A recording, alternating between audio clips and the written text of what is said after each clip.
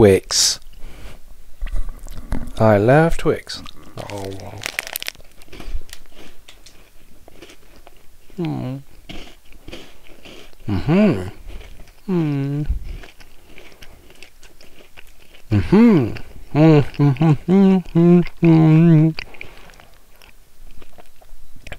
Now that TWIX is gone, let's continue from Mount Grimly. You'll have to slow time down quite a lot. Oh gosh. In order to cross paths like that, which I didn't do quite right. But that's the battler's fault. No, go away. So yeah. Thanks to the battler, I'm going to have to wait a while now, which is pretty annoying. Yeah, you may notice that Crash's shadow appears in front of objects when they get in his way. This is to avoid, you know, Crash being obscured by random pieces of debris and all sorts. So you can always see him at all times. Now, why does the Grimly have such big hands? Why does Crash have big hands in this game? One of life's mysteries. Smack. Ooh yeah. You have to use your time slow ability here to get past the axes. Otherwise you get smushed like I do there. Maybe. Maybe not. Yeah, actually... First playthrough, Mount Grimly's actually okay. Second playthrough, maybe not so much. But then you realise that when you come to Uka after this, you actually have to go through the entire mountain again. Which is a little bit annoying, but you probably have to come back here several times anyway if you want to get all of the golden wampa fruit and voodoo dolls. There I go. So yeah.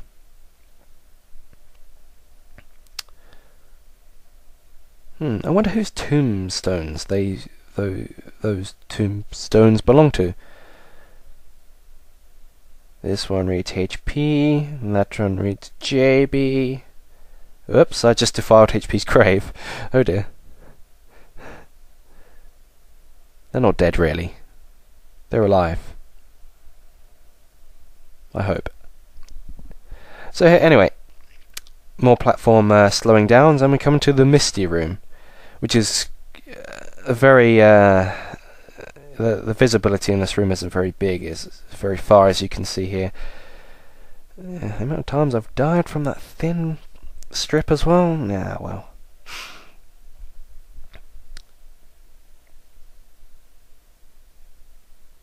Those fruit there, as you can see, they come from those fruity pots of goodness. Are special fruit. They heal up your kind of special bar, which is under your life bar there, which you need to use for such things as on the Grimly, the time slow ability.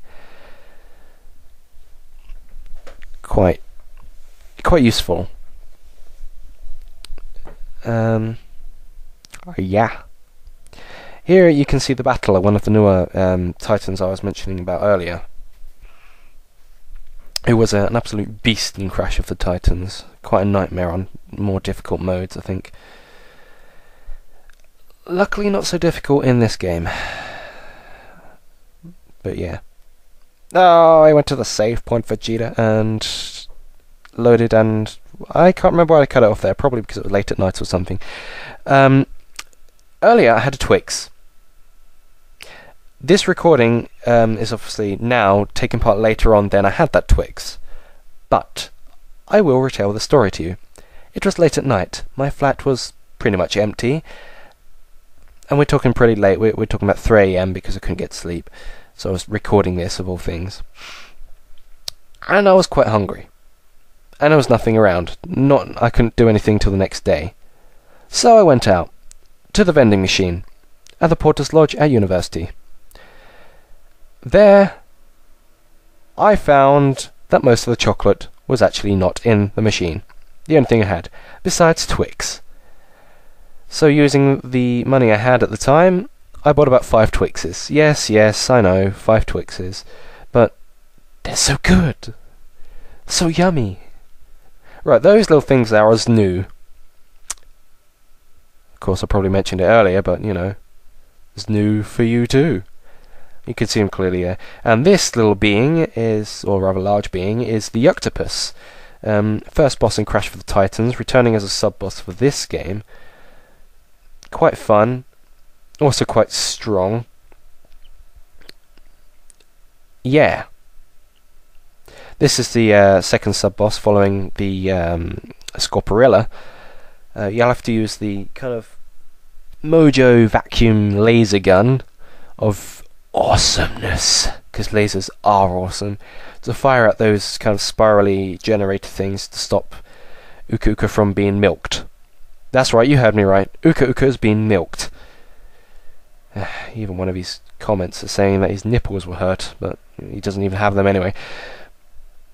He's been milked for Mojo. For Cortex, I guess just Cortex actually, and Brio, want his unlimited supply of Mojo to power the NVs. Of course, the NVs being the helmets that they've been used to control Crash and Crunch before this point, and most other people of the planet.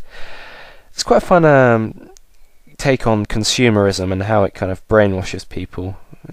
I think it's quite clever, the undertone. I hope some kind of more of these undertones appear in the next games. I think Radical have been pretty clever with that. So yeah, just beating up some news. You know, it makes me wonder who came up with the name Snoo. It kind of sounds like a deformed sneeze. It's like, it's new. Bless you, thank you, kind of thing, you know.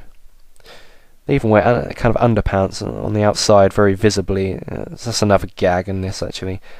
Cortex refers to in one of the first cutscenes is supposed to appear into the Bandicoots in his video blog, rather funnily, that he found some lettuce in the urinal. Later, in one of the final cutscenes, guess what?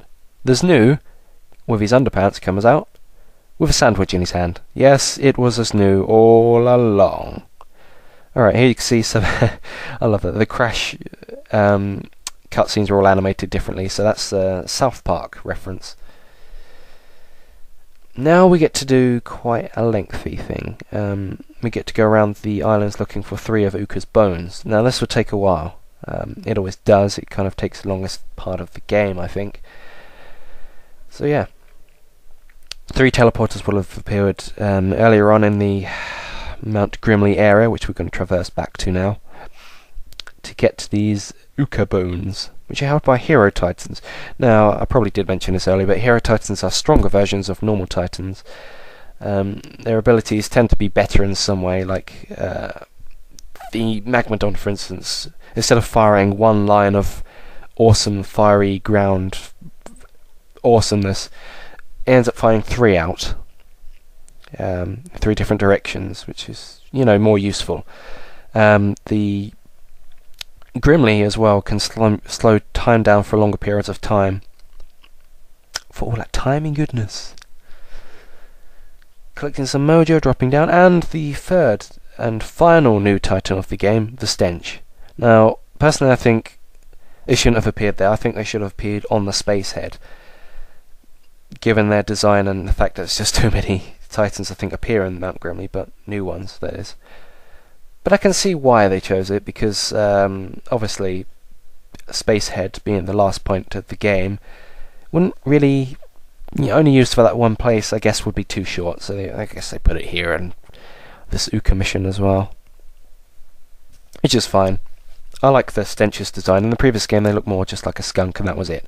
Now they look more like a anthro skunk that can shoot things and wears a space outfit, which is just cool. I want a space outfit.